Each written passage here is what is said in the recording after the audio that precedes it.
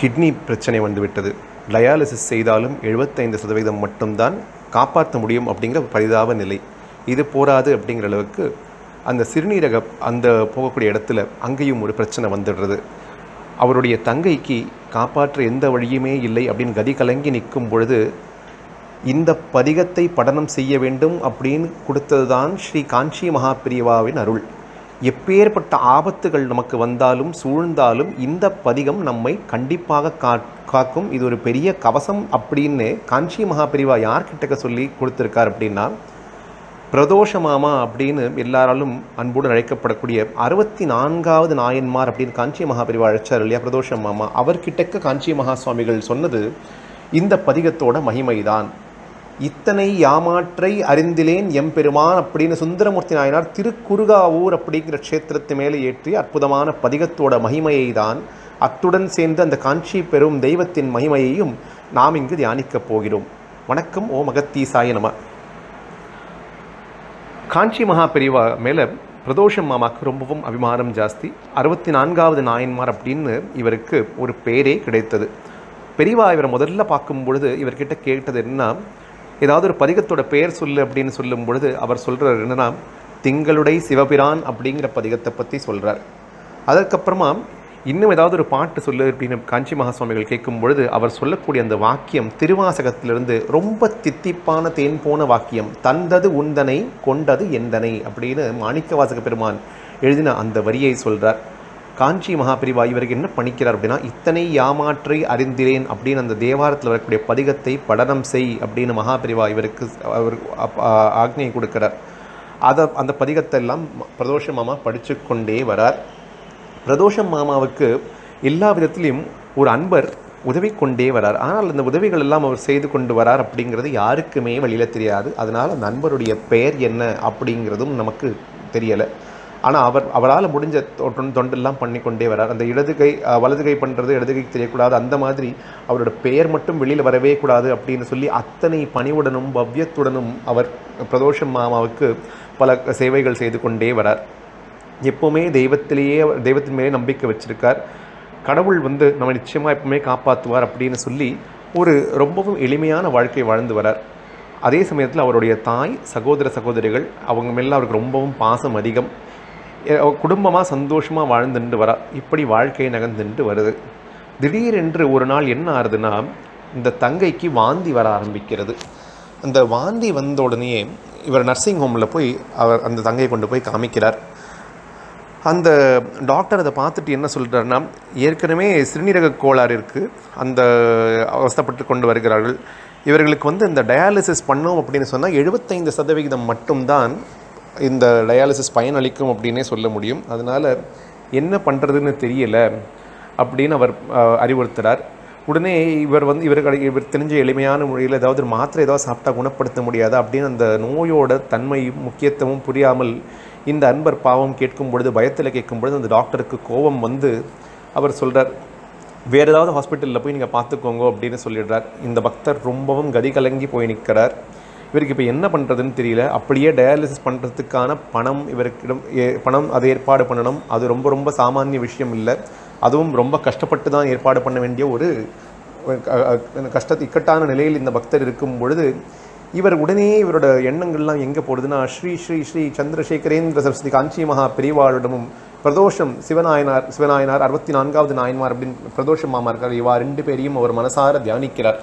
இந்த கஷ்டம் வரும்போது நிச்சயமாக நம்மளுடைய குரு நமக்கு அனுகிரகம் பண்ணுவார் அப்படிங்கிற பரிபூர்ண நம்பிக்கையுடன் இவர் ஒரு முடிவுக்கு வரார். இவர் என்ன பண்ணுறாருன்னா, அந்த மகாபிரிவா படத்தையும் பிரதோஷ மாமா படத்தையும் கொண்டு அந்த தங்கைக்கு எங்கே இந்த ட்ரீட்மெண்ட் நடந்து கொண்டு இருக்கோ அந்த இடத்துல இவர் கொண்டு இந்த 2 படங்களையும் வைத்து ரொம்பவும் பக்தியுடன் பூஜை செய்து கொண்டு வரார். எப்படியாவது கடவுள் ஏதாவது ஒரு நல்லது பண்ணுவார் அப்படிங்கிற ஒரு நம்பிக்கை இவருக்குள்ளே இருந்து கொண்டே இருக்குது. அந்த பக்திக்கு பலனளிக்கும் விதமாக முதல் வழியாக அந்த டாக்டர் என்ன பண்ணுறாருன்னா பார்க்குறார், முதல்ல டயாலிசிஸ் பண்ணாதான் காப்பாற்ற முடியும் அப்படின்னு சொன்ன அந்த டாக்டர் இப்போ டயாலிசிஸுக்கு அவசியமே இல்லை அப்படின்னு சொல்லிடுறார். இப்போது அந்த 2வது நாள் பார்த்த உடனே மகாபிரிவா படத்தையும் பிரதோஷ மாமா படத்தையும் வைத்து இவர் உபாசித்து வந்த உடனேயே இந்த டயாலிசிஸ் தேவையில்லை அப்படிங்கிற முதல் அற்புதம் நடந்து விட்டது. ஆனாலும் இந்த குடல் வந்து இறங்கி இருக்கு, அதனால் அறுவை சிகிச்சை செய்து தான் ஆக வேண்டும் அப்படின்னு சொல்லியிருக்கார் டாக்டர்.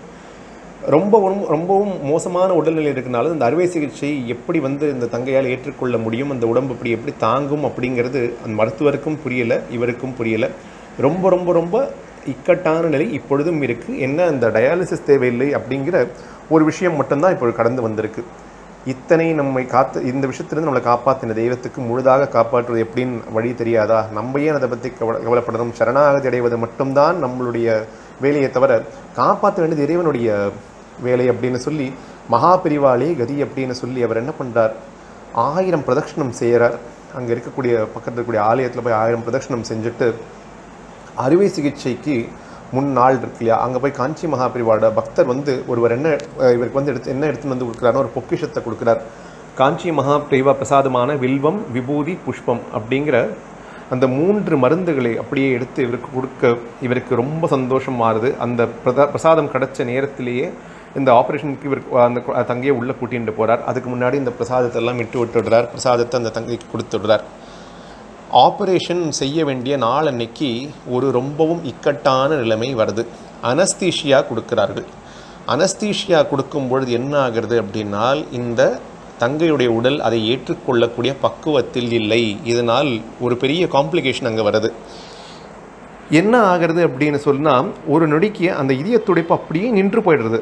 அந்த ஹார்ட் பீட் அப்படியே ஒரு செகண்ட் ஸ்டாப் ஆகிடுறது. இதெல்லாம் நடந்து கொண்டிருக்கு. ஆனால் வெளியில் இந்த மாமா என்ன பண்ணுறார், இத்தனை யாமாற்றை அப்படிங்கிற அந்த பதிகத்தை விடாமல் படனம் செய்து கொண்டே இருக்கார். அவருக்கு உள்ளே என்ன நடக்கிறதுங்கிறது தெரியாது. இவ்வளவு மோசமான ஒரு நிலையில் தங்கை இருக்கா. ஆனாலும் இறைவனாகப்பட்ட ஈசன் எப்படியாவது காப்பாற்றுவாங்கிற திடமான நம்பிக்கை மட்டுமே அவர் கையில் இருந்த ஒரே ஒரு சொத்து இந்த பதிகம். சுந்தரமூர்த்தி நாயனார் இயற்றிய இத்தனை யாமாற்றை அப்படிங்கிற பதிகம். அந்த ஆப்ரேஷன் முடியறது. திடீர்னு இவன் இந்த பதிகம் படிக்க அந்த அந்த ஹார்ட் பீட் ஸ்டாப் ஆச்சு இல்லையா, அந்த இதய துடிப்பு நின்று போனது ஒரு க்ஷணத்தில் சரியாகி தங்கைக்கு மறுபடியும் அந்த உடல்நிலை நல்லபடியாக சீராகி ஒழுங்காக செயல்பட ஆரம்பிக்கிறது. அந்த பதிகத்தவர் படிச்சுட்டே வரார். மனசார மகாபிரிவாவையே நினச்சின்னு இருக்கார்.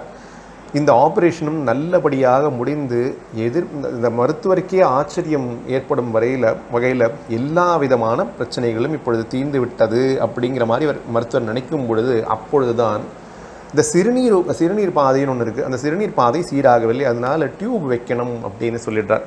தங்கையோட உயிர் பழச்செடுத்தே அப்படின்னு சொல்லி யமன் கிட்டக்கிருந்து இந்த ஈசன் எப்படி மார்க்கண்டேயரை மீட்டாரோ, அது யமனை எப்படி காலால் எட்டி உதைத்தாரோ அந்த மிருத்யுஞ்சய மூர்த்தி, அது போலவே தங்கையை மீட்டு கொடுத்துட்டார்.